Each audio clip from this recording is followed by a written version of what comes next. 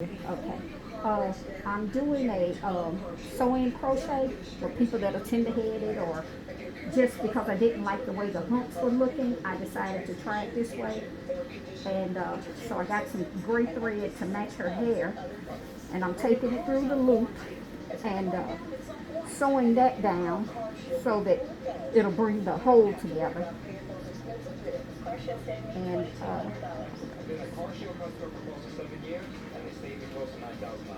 then I'm just going to loop it through the center a couple of times.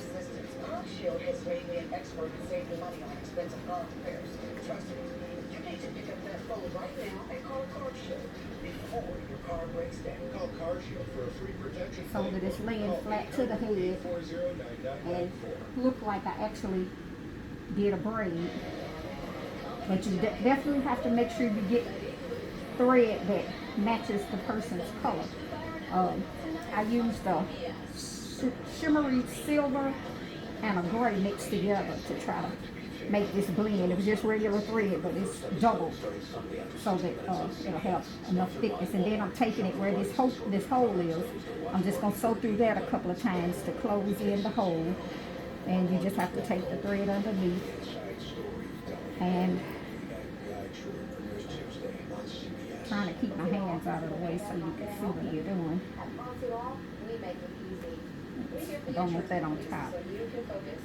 Make sure the thread is going underneath so you can't see it. As you can see, that hole is closing in. I'll do it one more time. If you get it in the right spot, you really don't have to do it this many times, but I didn't quite get it centered good enough. And then after I do that, I'll just take it over one more time.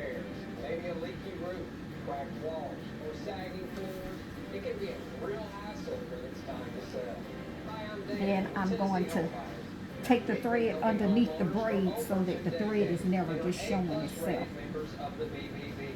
so that it'll be hidden at all times. And I'm going to bring it through the next one. And these are going to kind of look like the crochet box braids. So they'll look like individual braids. And then you just do the same thing with the next one. Just take it through the loop.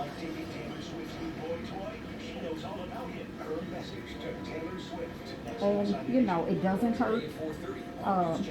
It'll probably, the person that put it in maybe need to be the person that takes it out, or someone who can see the threads. I wouldn't advise somebody to try to cut it out themselves if they don't know what they're doing, because they may cut some of their hairs. So you need to have somebody else cut the threads for you when you're ready to take it down. So I just loop it through there a couple of times. Now I'm going to close in the hole again. You know, they're fine. You know, all things considered. But the upside is that the international school is beautiful, and Kelly really likes it.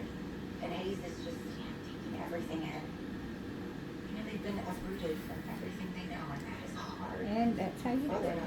And And if it's not laying the way you want, you can take the thread underneath there. You know, if you feel like you need to pull it more to one side than the other, and you just, you know, stitch it where you want it to go. It's up to you. You can do whatever you want to do with it. She misses her life here. But for me, this is quicker and easier for me.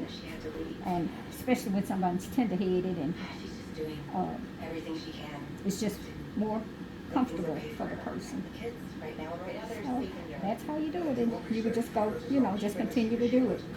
And like I said, continue to hide that thread. You don't want the thread to just be sticking out just in case it shows.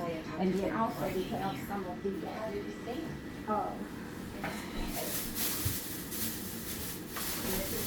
we have some of the curly hair. We're going to put some of this hair in between spots. Some of this little curly hair. We'll just crochet it in different spots. So that's just how you do it. Exactly. And that's the hard part.